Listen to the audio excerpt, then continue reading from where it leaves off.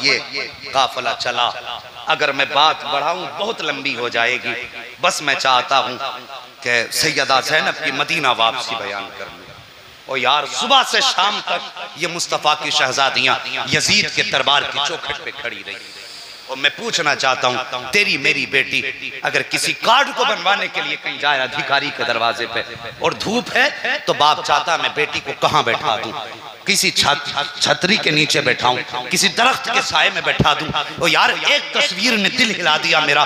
मैंने आज देखी थी कि किसी ने सोशल मीडिया पे वो तस्वीर डाली कि बाप धूप में खड़ा है और बेटे को अपने साए में बैठा रखा है। और यार बाप कितना रहम करता अपने बच्चों के साथ, कितना बड़ा साया बाप का बेटों पे होता है। और यार बाप धूप को झेल लेता है, बच्चे को अपने साए में बैठाता है। और मुझे बता, कयामत के दिन जिनके सदके में अल्लाह जिनकी जुल्फों का साया हमें अता करेगा, उनकी बेटियों के हाथों को बांधने के बाद यजीद की चौखट पे सुबह से शाम तक खड़ा किया गया।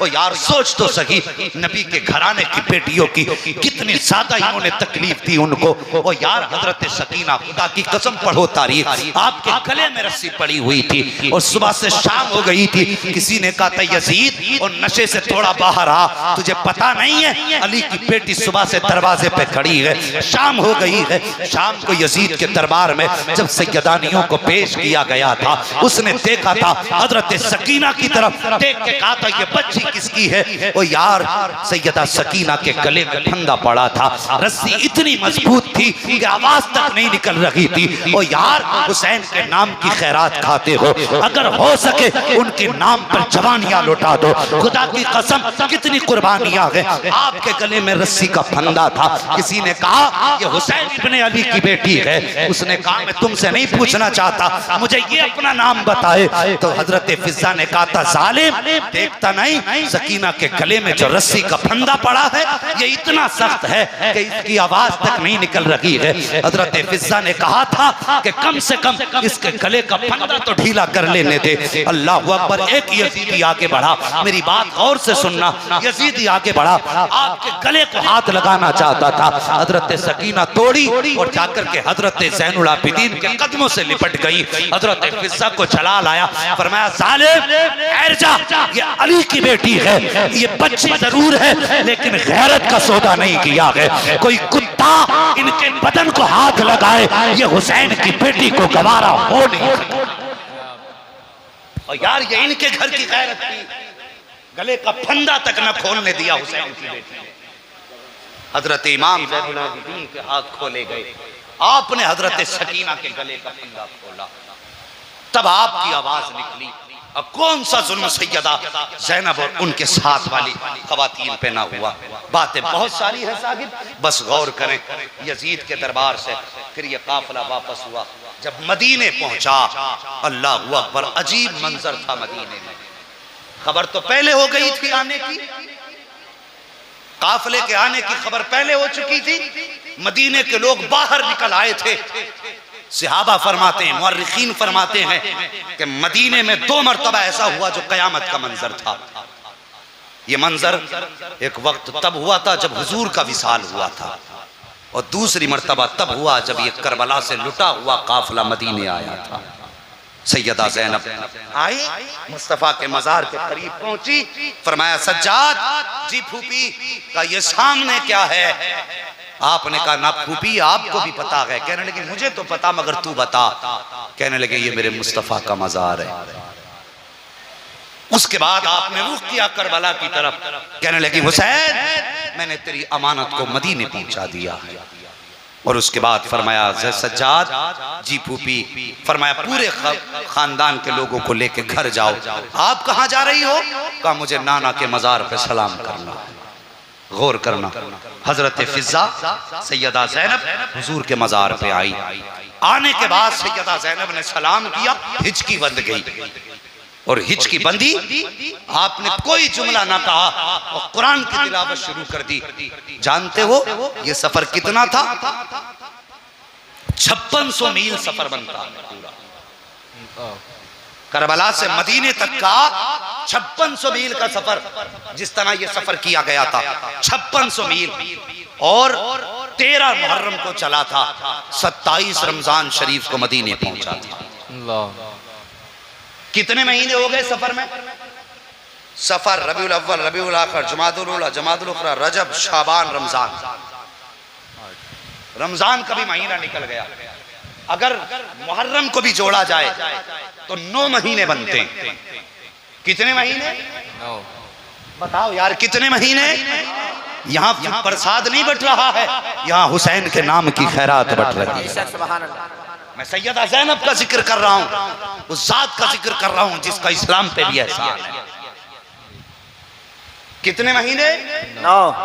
सारे बोल दो। 9 महीने का सफर हुआ। जानते हो सैयदा ज़ैनब सफर करके आई हैं, कुरान पढ़ के आई।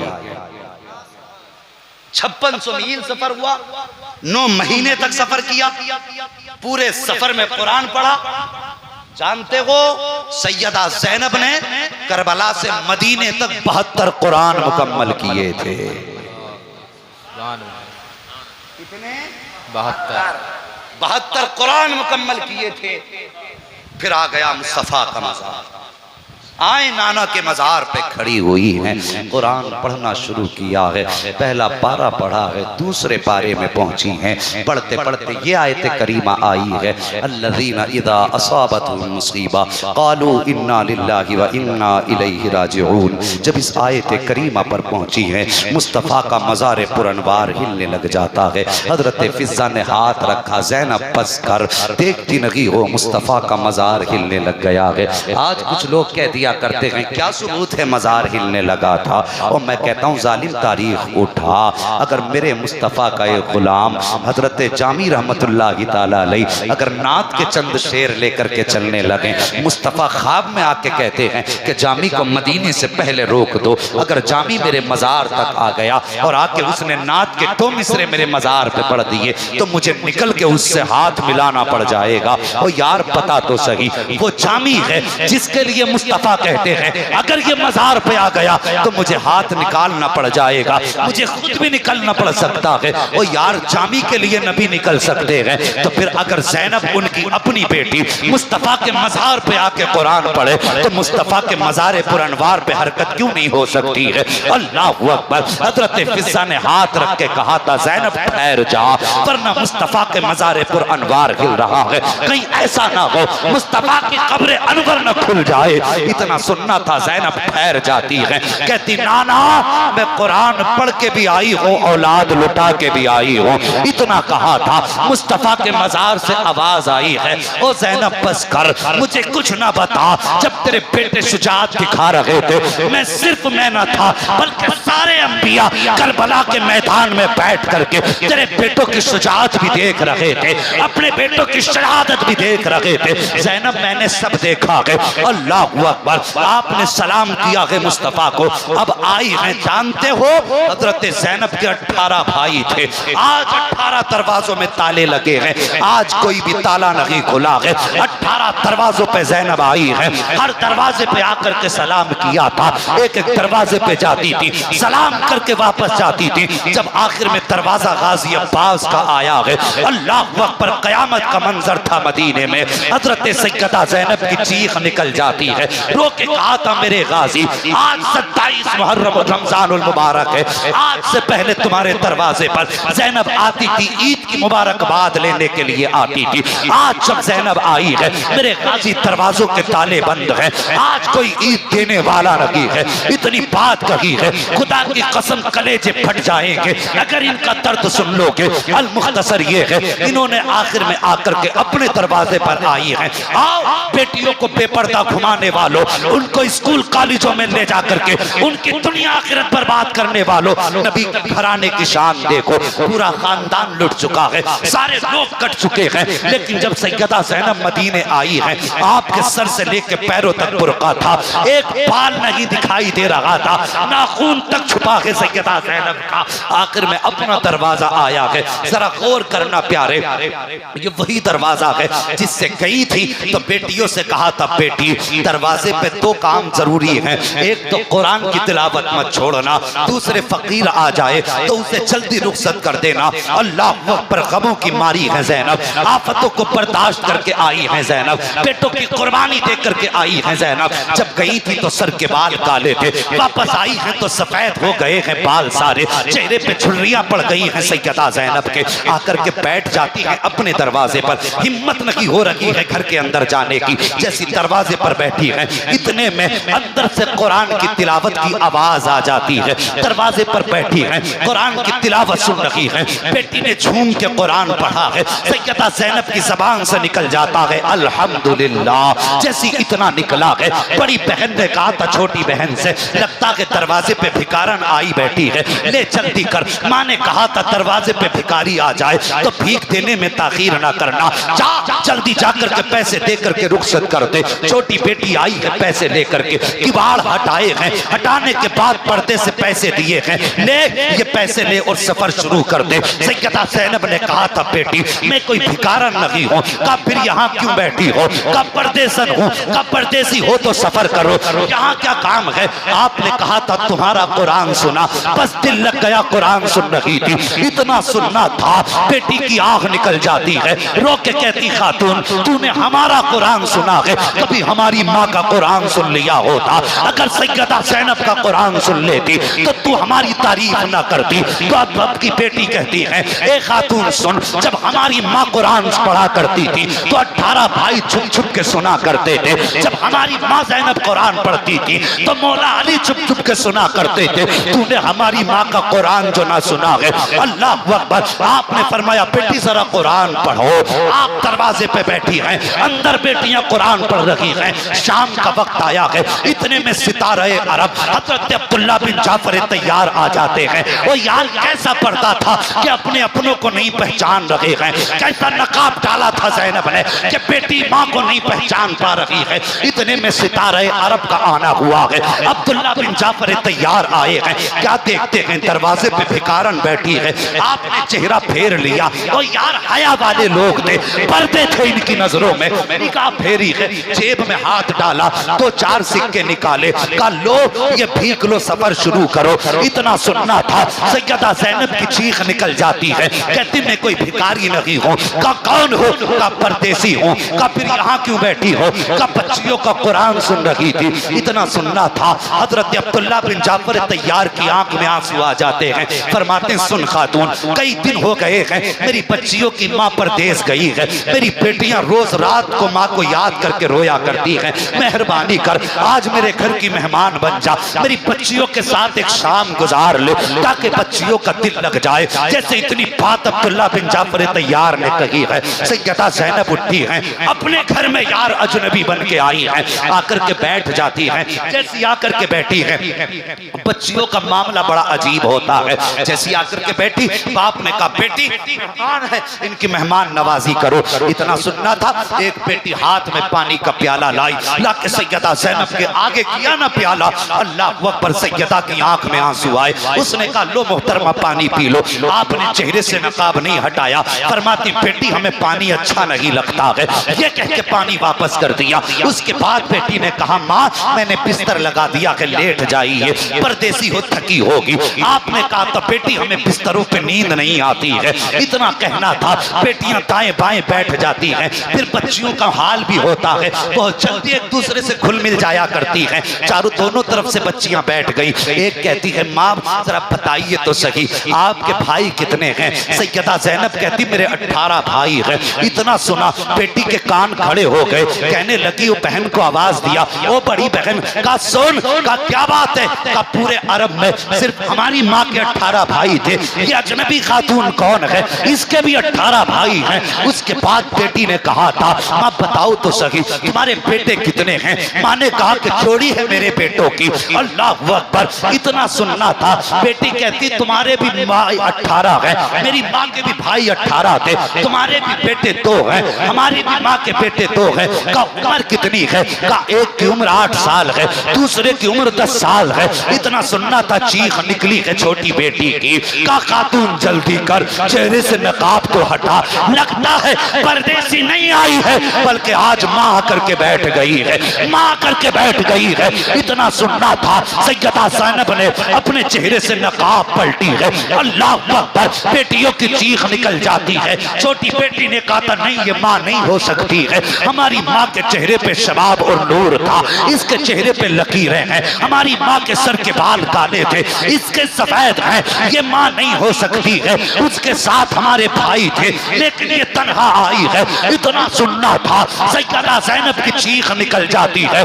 बेटियों को सीने से लगाया, फरमाया बेटी मैं ज़ैनब हूँ, तुम्हारी माँ हूँ। ए मेरी बेटियों, यकीनन मेरे साथ बेटे गए थे, वापस नहीं आए हैं। कहा माँ बता तो सही, बालों पे सफेदी कैसे आ गई, चेहरे पे झुर्रियाँ कैसी हैं, तेरे चेहरे पे बुढ़ापे के आसार कैसे हैं। माँ की चीख निकल गई, कहती बेटियों मैं बेटे लुटा के आई हूँ, मुस्तफा का दीन और कुरान दोनों बचा के लाई।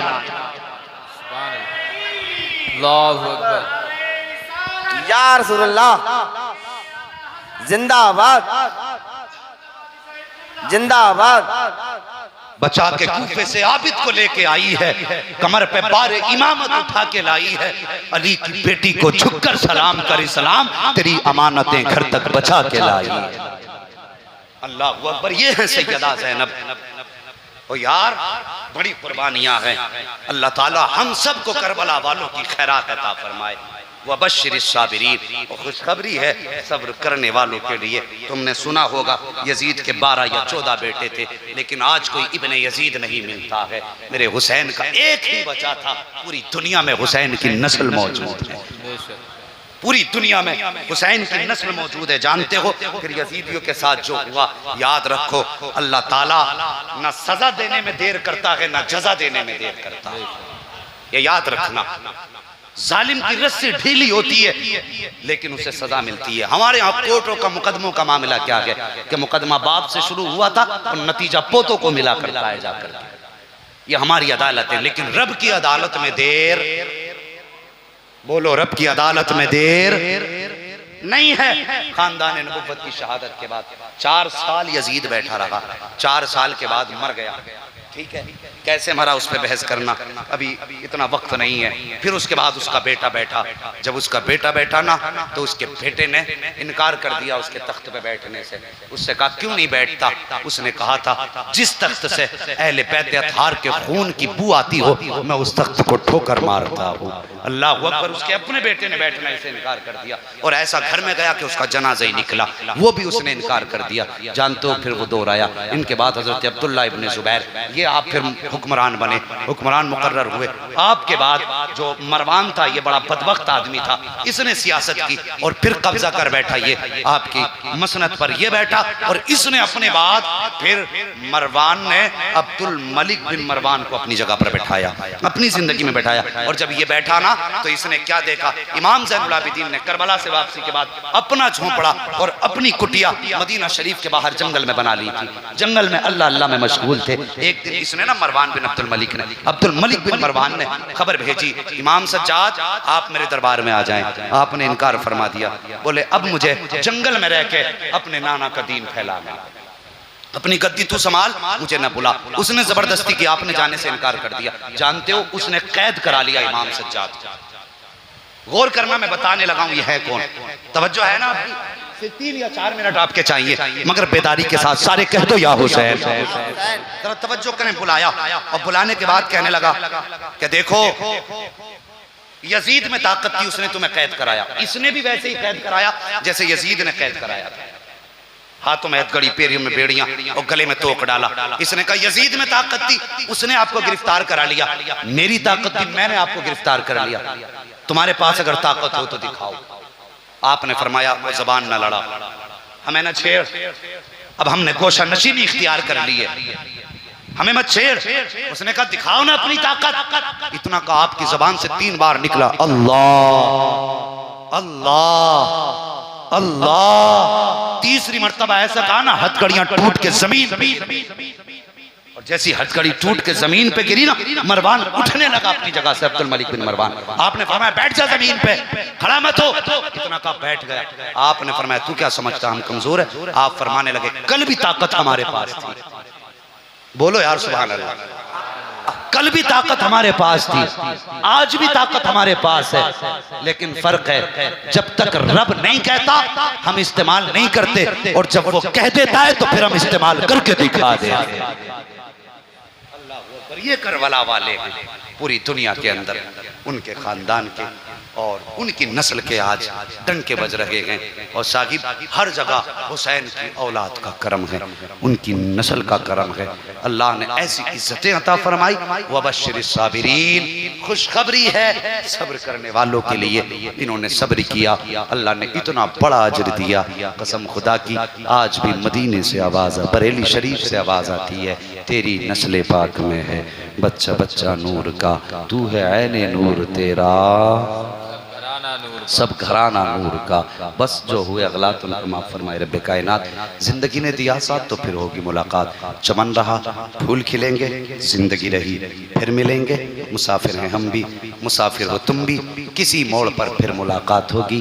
फ़कीरान आए सदा कर चले, सदा खुश रहो ये दुआ कर चले। जिन्होंने जिक्र खैर को बैठ करके सुना, अल्लाह उनकी नस्लों में बरकत अता फरमाए, घर बार में बरकत अता फरमाए। हर आने वाले को मौला ताला नजफ अशरफ वाले आका के फयूज़ व बरकात से माला माल फरमाए। सबको सय्यदी सरकार आला हजरत के फैजान से माला फरमाए, माला माल फरमाए। कादरी कर, कादरी रख, कादरियों में उठा, कदर अब्दुल कादिर कुदरत नुमा के वास्ते। सारे लोग कलमा शरीफ पढ़ लीजिए, ला इलाहा, और जोर से ला इलाहा इल्लल्लाह मुहम्मद रसूलुल्लाह अस्तगफिरुल्लाह रब्बी मिन कुल्लि ज़ंबिन व अतूबु इलैहि। अस्सलामु अलैकुम व रहमतुल्लाहि व बरकातुहू।